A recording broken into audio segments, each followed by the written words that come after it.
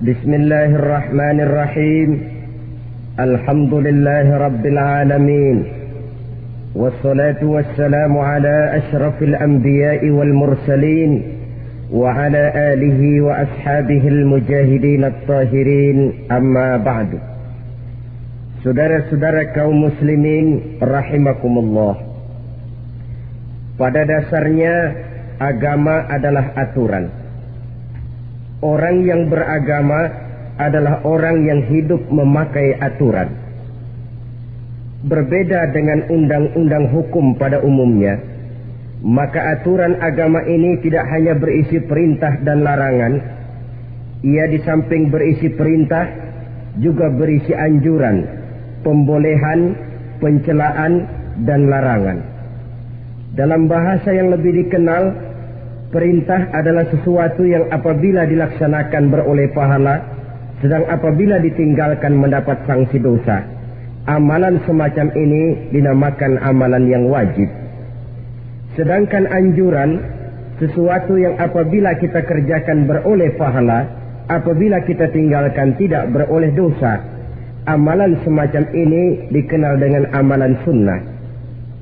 Pembolehan adalah sesuatu yang boleh saja, artinya boleh dikerjakan, boleh pula ditinggalkan, dan amalan semacam ini kita sebut dengan amalan mubah. Pencelaan adalah sesuatu yang berpahala jika ditinggalkan, tapi tidak berdosa manakala dikerjakan, dan ini dinamakan perbuatan yang makruh. Sedangkan larangan, sesuatu yang apabila dikerjakan beroleh dosa, apabila ditinggalkan beroleh pahala, dan amalan semacam ini lazimnya dinamakan amalan atau perbuatan yang haram. Kalau agama merupakan aturan, maka konsekuensinya tentu ia berisi perintah dan larangan. Apabila perintah dilaksanakan, maka Allah Subhanahu wa ta'ala memberikan balasan berupa pahala. Sedangkan apabila larangan yang dikerjakan, Allah pun akan memberikan ganjaran yang bernama dosa. Baik pahala maupun dosa adalah sesuatu yang abstrak, sesuatu yang tidak nampak, tidak kelihatan oleh pandangan mata yang zahir. Itu sebabnya barangkali di zaman materialistis seperti sekarang ini, orang kurang tergerak mengejar pahala dan malah kadang-kadang terangsang untuk berbuat dosa. Karena pahala dan dosa sesuatu yang tidak kelihatan oleh pandangan mata yang zahir ini. Namun sungguh pun demikian, pahala dan dosa bisa mendatangkan kebahagiaan atau kegelisahan batin. Bersabda Rasulullah sallallahu alaihi wasallam, "Idza sarratka hasanatuka wa sa'atka sayyi'atuka fa anta mu'min." Apabila perbuatanmu yang baik menyebabkan engkau bahagia, apabila perbuatanmu yang baik menyebabkan engkau gembira, dan perbuatanmu yang jahat menyebabkan engkau jadi susah, itulah tanda bahwa di hatimu masih ada iman. Artinya, belum tentu orang yang berbuat baik merasa bahagia dengan kebaikan yang dikerjakannya. Dan tidak selamanya orang yang berbuat jahat sanggup menyesali perbuatan jahatnya. Oleh karenanya, apabila iman masih ada, apabila hati masih hidup, perbuatan yang baik menyebabkan orang gembira, perbuatan yang jahat menyebabkan orang susah dan gelisah hatinya. Ini mengandung pelajaran. Sekali kita berbuat baik, jangan sekali-kali menyesali kebaikan itu. Sebaliknya, satu kali kita melakukan kesalahan, hendaknya selalu menyesalinya. Kadang-kadang dalam kehidupan, karena orang tempat kita berbuat baik itu rupanya membalas air susu dengan air tuba, kita lalu menyesali kebaikan. Lahirlah kata-kata, "Nyesal saya nolong dia." Ibarat pepatah katanya, nolong anjing kejepit. Waktu kejepit setengah mati kita tolongin, begitu selesai dia dari kejepitnya, malah kita digigitnya.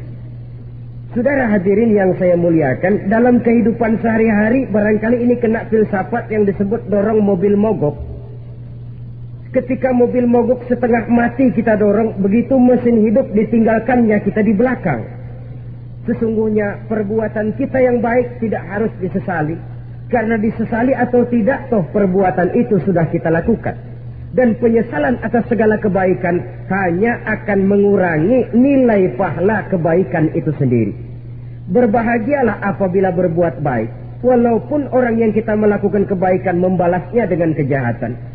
Menyesalah apabila berbuat kesalahan, apabila melakukan dosa, karena itu pertanda nilai iman yang masih hidup dalam jiwa kita.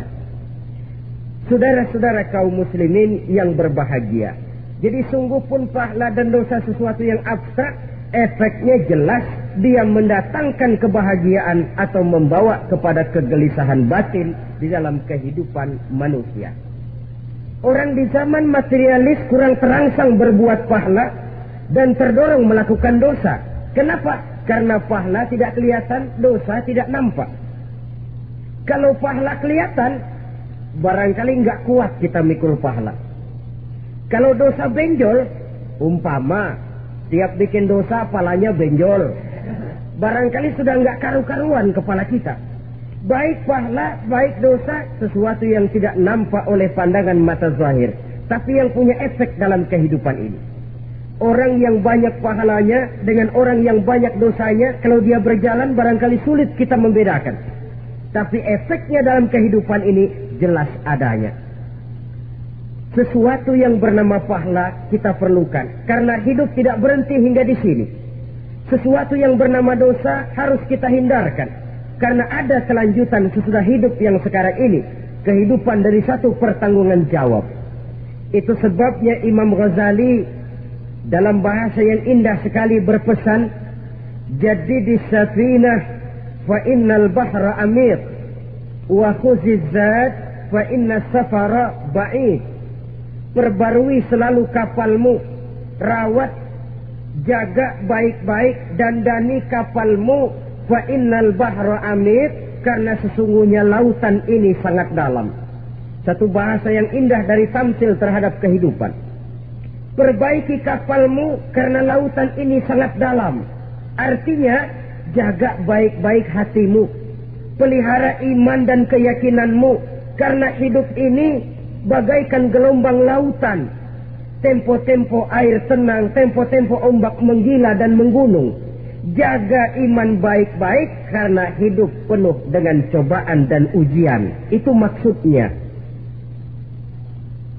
Wa khuzizat fa inna safara ba'id, dan bawa bekal yang banyak karena perjalanan hidup ini sangat panjang. Perjalanan ini sangat jauh. Kita kalau pergi keluar kota tentu saja membawa bekal. Makin jauh kota yang akan kita tuju, makin banyak bekal yang harus kita bawa.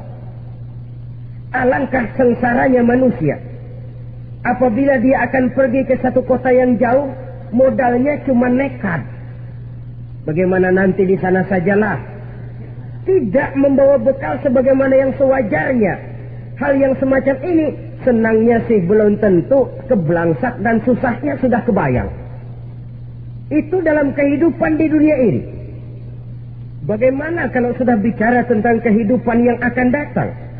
Karena sesungguhnya hidup ini merupakan satu perjalanan yang sangat panjang. Sejak kita tinggal di alam arwah, pada saat jasad belum lagi diciptakan Allah, ruh sudah diciptakannya lebih dahulu. Sampai kemudian kita pindah ke alam rahim, alam kandungan ibu. Untuk kemudian berpindah kepada kehidupan dunia. Dari dunia ini kita pindah ke alam barzakh.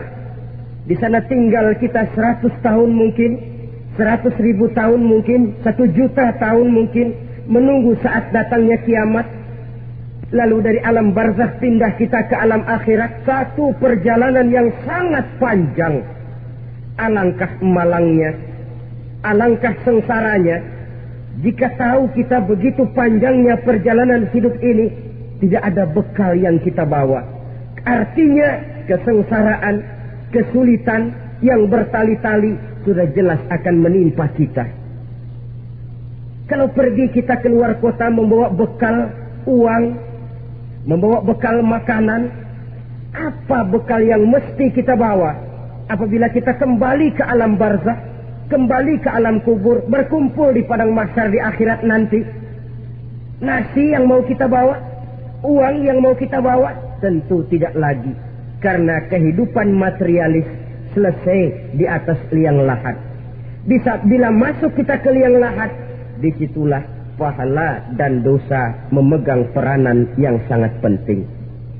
Maka pada pertemuan malam ini kita akan bicara tentang pahala dan dosa itu.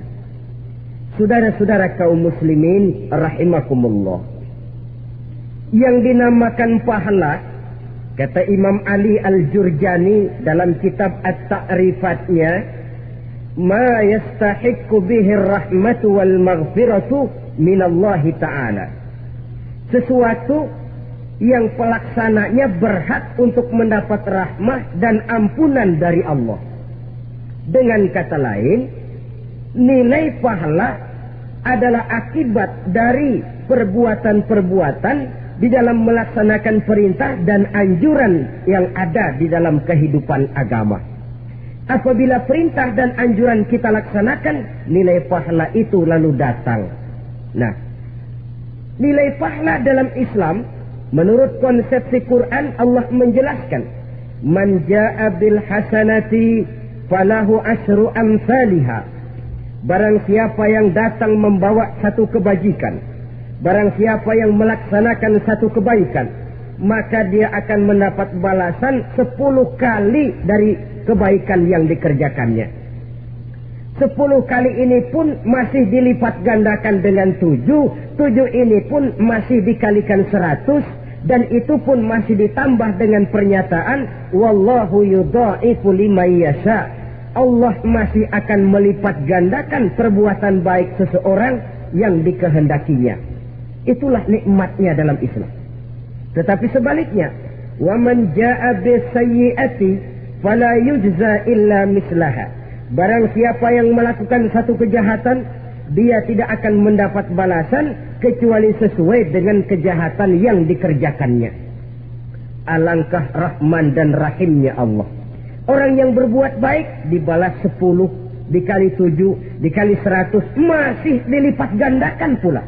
Tapi orang yang berbuat jahat tidak akan mendapat balasan kecuali sesuai dengan kejahatan yang dikerjakannya. Ini kan beda dengan sifat kita manusia. Kita ini kadang-kadang kalau dijitak membalasnya mukul. Tapi kalau orang berbuat baik kepada kita, kita enggan untuk berbuat baik kepada orang tadi. Allah tidak mengajarkan begitu. Satu kebaikan berbalas 10. Satu kejahatan berbalas dengan satu kejahatan.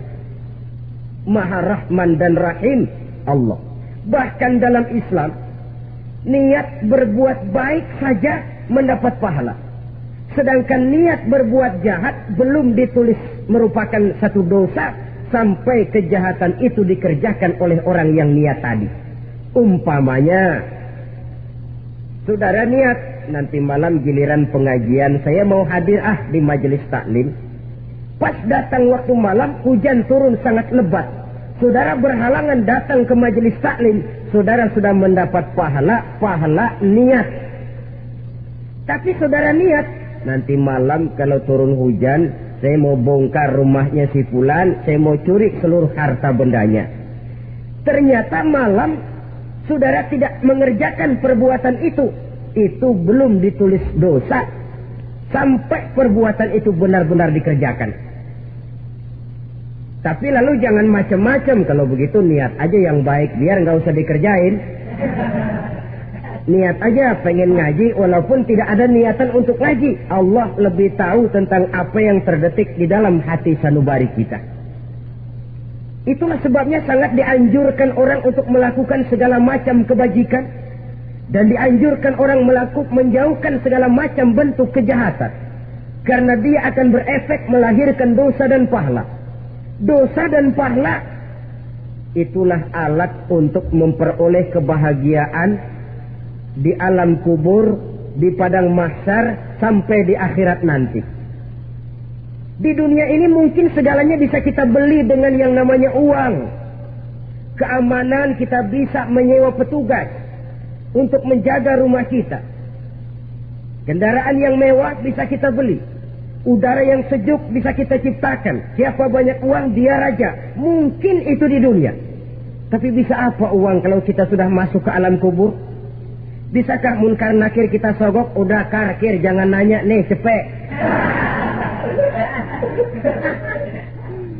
Bisakah malaikat azab menyingkir dengan uang semir? Ternyata tidak. Untuk memperoleh kebahagiaan di sana, nilai pahala. Kesengsaraan akan kita dapat kalau kita banyak menumpuk dosa. Oleh karena itu jangan beranggapan, pahala nggak kelihatan, dosa juga nggak kelihatan, biarin saja. Yang tidak kelihatan ini pada waktunya akan memegang peranan yang sangat penting. Tapi tidak cuma untuk menghadapi hidup di situ, kita lalu harus berbuat baik dan meninggalkan yang jahat. Terutama juga di dunia ini. Toh pepatah bilang gajah mati meninggalkan gading, harimau mati meninggalkan belang. Apa yang akan kita tinggalkan setelah kita mati? Kita ingin jasad kita boleh hancur terkubur tanah, tapi nama kita ingin hidup terus, dikenang orang 100, 1000, bahkan 1.000.000 tahun yang akan datang. Ditulis orang dengan tinta emas dalam sejarah, tercatat kita sebagai orang baik-baik. Saudara-saudara kaum muslimin rahimakumullah. Lalu perbuatan apa yang bisa mendatangkan pahala itu? Saudara-saudara, semua perbuatan yang diperintah dan dianjurkan oleh Allah, yang dikerjakan dengan ikhlas hanya untuk mencapai ridho Allah, mendatangkan pahala. Kadang-kadang menurut pendapat kita remeh, tapi nilainya di sisi Allah besar. Itu pahala. Menghitung pahala itu hak prerogatif Allah. Perbuatan yang ringan Allah mau berikan ganjaran yang besar, itu urusan Allah. Misalnya, kata Nabi, la tahqiranna minal ma'rufi syai'an. Jangan kamu menganggap remeh perbuatan baik walaupun kecil. Jangan merasa sulit melakukan perbuatan yang mengandung pahala. Bertemu dengan teman, muka kita cerah, berpahala. Menyingkirkan duri di jalanan, berpahala. Menolong orang yang sesat, memberitahu orang yang bertanya, berpahala. Tidak sulit kalau kita mau. Yang diperintah dan dianjurkan oleh agama, itu perbuatan yang mengandung nilai-nilai pahala. Masalahnya cuma tinggal mau atau tidak, dan dikerjakan dengan ikhlas. Bertemu teman, mukanya cerah, pahala. Menyingkirkan duri di jalanan, pahala. Sedekah, pahala. Tidak berupa perbuatan, bisa berupa ucapan. Misalnya bersolawat, pahala. Bertasbih dan bertahmid, pahala. Kata Nabi, kalimatani khafifatani 'alal lisan, thaqilatani fil mizan. Ada dua kalimat yang enteng di lidah tapi berat di timbangan akhirat nanti. Apa itu? Subhanallah walhamdulillah.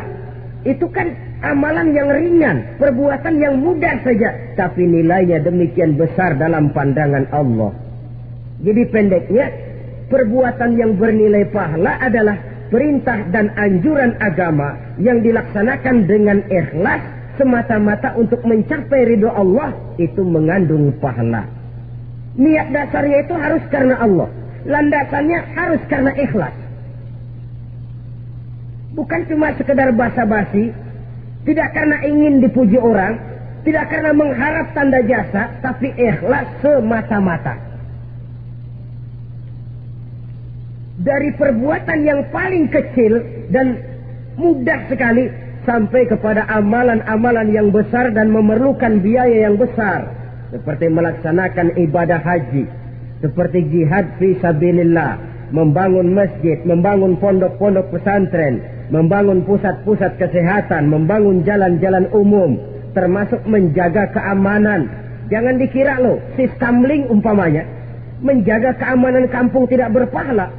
Kalau diniatkan ibadah, menjaga ketenangan warga supaya mereka tekun ibadah, ikhlas karena Allah, itu juga bernilai ibadah. Keluar kita dari rumah, pergi pagi, pulang sore, peras keringat, banting tulang cari nafkah buat menghidupi anak istri kita. Kalau diniatkan ibadah, melaksanakan kewajiban sebagai kepala rumah tangga, membantu orang tua sebagai anak, itu juga perbuatan-perbuatan yang mengandung pahala. Yang terbaik sesuai dengan bidang kehidupan kita. Ada orang yang dinamakan abid, ahli ibadah, pahala yang paling baik bagi dia banyak-banyak tahajud, sembahyang malam, wirid, zikir, tasbih. Ada yang dinamakan orang alim, pahala yang paling baik buat orang macam ini mengajar, menyebarkan ilmu, mendakwahkan Islam. Ada yang disebut wali, pejabat pemerintah, petugas. Amalan pahala yang paling baik buat orang semacam ini melayani masyarakat, bekerja di bidangnya sesuai dengan profesinya. Saudara hadirin yang saya hormati, jadi dengan demikian perbuatan-perbuatan yang mengandung nilai-nilai pahala ini bisa perbuatan yang menurut kita kecil namun punya nilai besar. Apalagi perbuatan besar dengan biaya yang besar, tentu makin besar juga pahala yang disediakan oleh Allah Subhanahu wa ta'ala. Oleh karenanya, kalau kita bercermin dari ayat Quran, hidup ini kesempatan untuk berbuat baik. Huwallazi khalaqal mauta wal hayata liyabluwakum ayyukum ahsanu amala. Dialah Allah Tuhan yang telah memberikan hidup dan mati kepadamu untuk menguji kamu, siapa di antara kamu yang paling baik amal perbuatannya. Jadi tidak saya rinci, tapi cukuplah satu penjelasan global. Perbuatan yang berpahala adalah perbuatan melaksanakan perintah Allah atau anjuran Allah dengan dasar ikhlas, dengan tujuan untuk mencapai ridho Allah semata-mata. Lalu apa perbuatan yang mengakibatkan dosa itu? Saudara-saudara, dosa lahir akibat melakukan larangan Allah atau mengerjakan yang dicelaknya. Nah, para ulama ada yang membagi dosa itu menjadi dua bagian. Ada dosa-dosa kecil, ada dosa-dosa besar. Tetapi sebenarnya ditinjau dari segi hakikatnya, kalau sudah melakukan satu kesalahan yang mengakibatkan dosa, jangan dilihat besar dan kecilnya, tapi kepada siapa dosa itu kita kerjakan. Sebab kalau dosa kita anggap satu yang kecil, orang akan terangsang untuk mengerjakan yang kecil-kecil saja.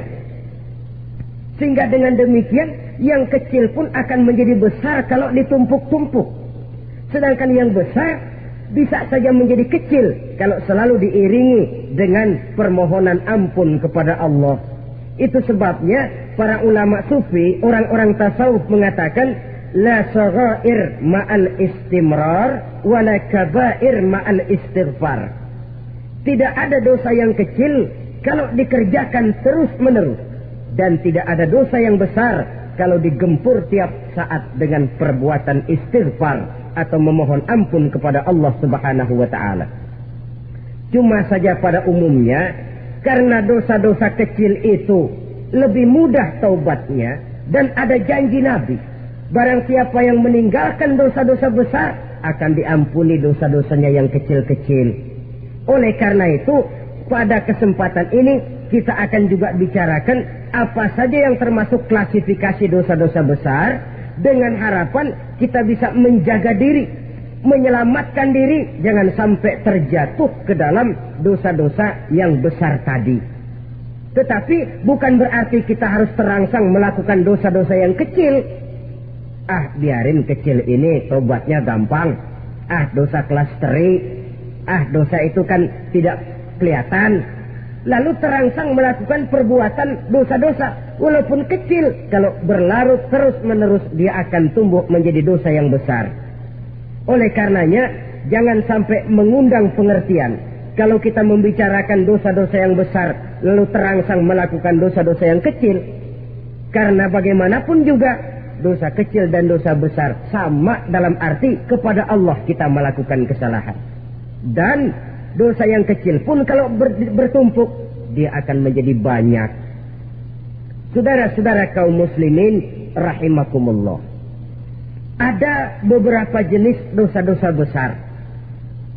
Jenis yang pertama, asyirku billah, syirik atau menyekutukan Allah. Dari sekian deretan dosa-dosa besar, Syirik ini merupakan bapak moyangnya dosa. Dedengkotnya dosa itu syirik, menyekutukan Allah. Bahkan dosa yang lain Allah masih mau mengampuni. Tapi kalau sudah syirik, menyekutukan Allah, itu sudah satu dosa yang tidak berampun sama sekali. Oleh karena itu tepat pesan Imam Ghazali tadi. Jadi di safinah fa innal bahra amin. Jaga iman, pelihara akidah, dandani kapal. Karena hidup ini gelombang lautan sangat dalam, hidup banyak cobaan. Di dalam hidup di zaman sekarang ini, saudara bisa perhatikan, di mana tensi ekonomi tinggi, lapangan kerja sulit, persaingan hidup makin tajam, sifat egois dan individualis tumbuh di mana-mana. Rasa solidaritas sosial menurun, sifat gotong royong musnah. Orang mudah potong kompas, potong jalan. Ingin cepat kaya, ingin cepat naik pangkat, ingin dapat kedudukan. Kadang-kadang akidah pun terjual, akidah pun musnah. Jatuh ke jurang syirik pun tidak jadi soal. Itu yang kita khawatirkan. Kalau dosa-dosa yang lain Allah masih mau mengampuni, tapi kalau sudah jatuh kepada syirik, Allah sama sekali tidak akan memberikan ampun. Dalam kaitan dengan ini barangkali tepat sinyalemen Imam Ali itu. Andai kata kemiskinan merupakan satu kepribadian, saya akan membunuhnya lebih dahulu. Artinya memang kemiskinan ini sering mendorong orang kepada jurang kemusyrikan. Tidak tahan menghadapi godaan perut akibat tensi ekonomi yang tinggi, lapangan kerja yang sulit. Iman pun jadilah ditukar dengan 3 liter beras. Akidah pun jadilah dibarter dengan 3 bungkus supermi, dengan pakaian bekas, dengan obat-obatan. Tidak jadi soal baginya mengejar kebahagiaan yang relatif singkat dengan mengorbankan kebahagiaan yang abadi. Persis ibarat pepatah, nyari jarum kampak hilang. Mencari sesuatu yang kecil, yang besar jadi sia-sia. Membela perut, mengorbankan akidah. Na'udzubillah summa na'udzubillah. Saudara-saudara kaum muslimin rahimakumullah. Ini fakta. Ini kenyataan. Dan hal semacam ini tidak bisa diatasi cuma dengan ceramah, simposium, diskusi, seminar. Apalagi Nabi berpesan, solahu ummati bil ilmi wal mal. Umatku hanya bisa menjadi baik akidahnya dengan ilmu dan harta. Itu bahasa Nabi. Kalau bahasa kita sekarang, dengan ekonomi dan pendidikan. Ilmu, pendidikan, ekonomi, harta. Tanpa itu sangat besar kemungkinan kita bisa menjual akidah terjerumus di lembah kemusyrikan. Maka terutama kepada saudara-saudara saya, muslimin yang terpencil jauh dari kota-kota besar, yang kadang dalam kehidupan seharinya imannya sering digoda oleh supermi, akidahnya sering ditantang oleh pembagian beras, pakaian-pakaian bekas, obat-obatan dan sebagainya. Jaga dan bentengi akidah kita. Lebih baik nyawa berpisah dari badan, asal iman jangan berpisah dari hati. Kepada adik-adik saya para remaja, para pemuda di kota-kota besar yang iman dan akidahnya sering ditantang dengan minuman-minuman keras, fasilitas-fasilitas yang menghanyutkan, yang secara terarah dan praktis sedikit demi sedikit menggiring kita untuk keluar dari nilai-nilai akidah. Hati-hati, jaga baik-baik, sebab intan paling mahal, mutiara paling berharga, tidak lain nilai iman ini. Tergelincir kita daripadanya, jatuh ke lembah kemusyrikan, jatuh ke satu dosa yang teramat besar, yang Allah tidak akan pernah memberikan ampun lagi. Ini dosa besar yang pertama.